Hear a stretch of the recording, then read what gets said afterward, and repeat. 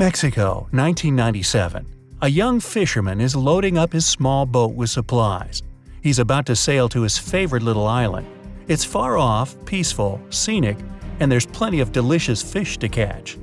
It usually takes him a couple of hours to get there. It's a good ways off the coast.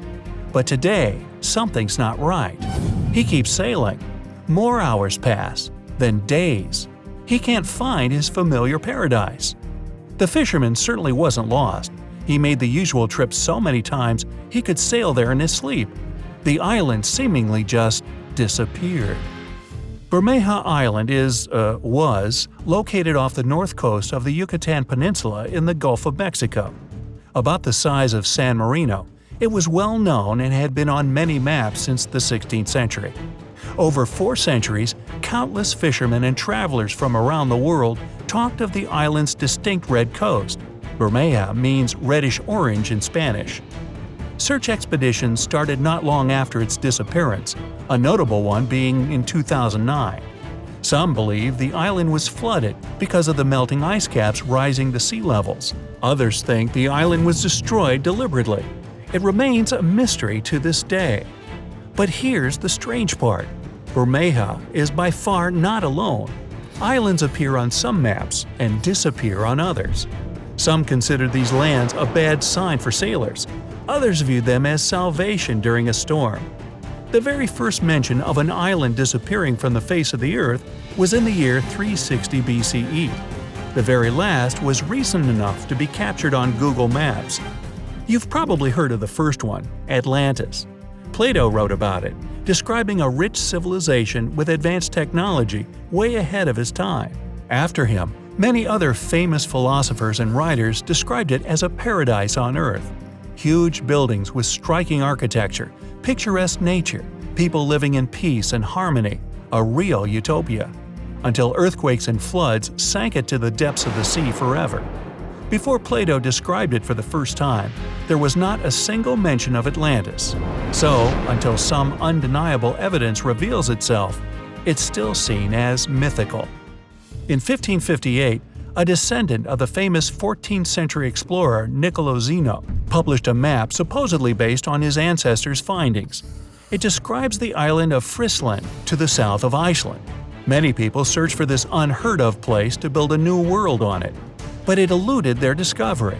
For more than a century, this island appeared on different maps and almost always changed its location. Historians later found out that the descendant had lied about the island's existence. Sarah Ann Island, a small piece many explorers went looking for at the end of the 19th century. It was believed to be covered with bird droppings, a highly valuable fertilizer at that time. But in the end, no one found it. In 1937, astronomers searched for Sarah Ann because it would have made a perfect location for viewing a total solar eclipse. And again, they found nothing. It might have never existed at all, or it could have been lost to the rising sea. Now get this. At the beginning of the 20th century, a huge piece of Crockerland appeared on maps north of Greenland. This wasn't considered just a novel island, but a whole new continent. During his journey to the North Pole, explorer Robert Peary discovered an unknown land that wasn't marked on any maps. Peary had been on the northernmost Canadian island Ellesmere when he looked through his binoculars and noticed white mountains stretching across the horizon on a distant island. Peary didn't have enough food and fuel to sail there. He had to turn around. A few years later, a new expedition was organized. It took researchers a long time and a lot of money to find the land Peary was talking about. Almost all supplies had run out, and hope was leaving the travelers. But then, they saw those same mountain peaks of an unknown island.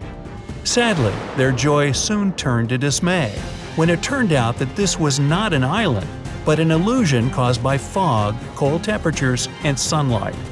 At a certain angle, it looked like an island, but as you get closer, it changes its shape and disappears like a mirage in the desert.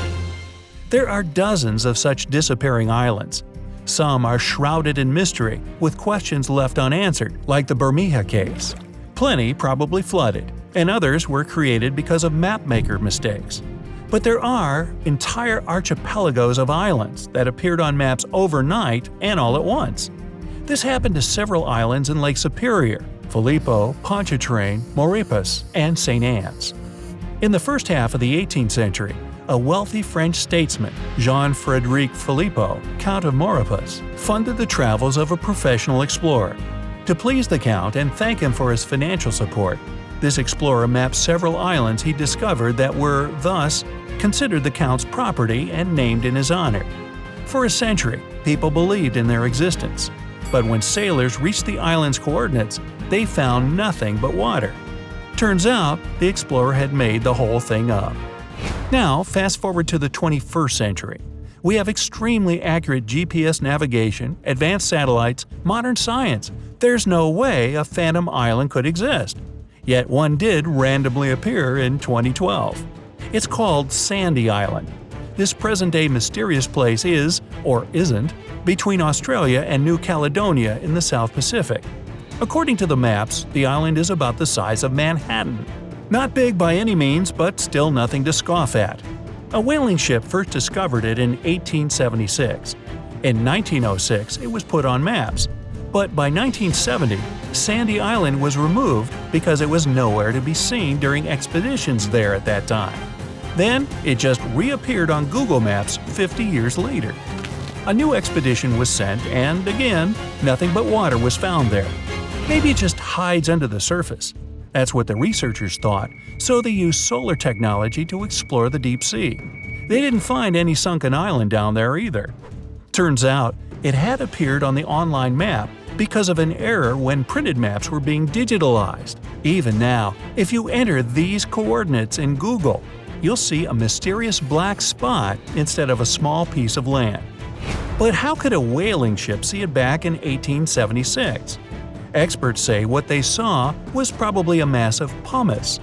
You see, when lava comes out of volcanoes and cools in the water, it forms buoyant stones with air inside. This pumice floats to the surface, and when there's enough of it in one spot, it looks like an island. Well, I've spent my whole life searching for these phantoms. If you're reading this, it means I've succeeded. I'll put this letter in a bottle and place it in the center of the island. You may find this message in the ocean, or maybe it'll float to a coast. If that happens, you can be sure that the island has disappeared.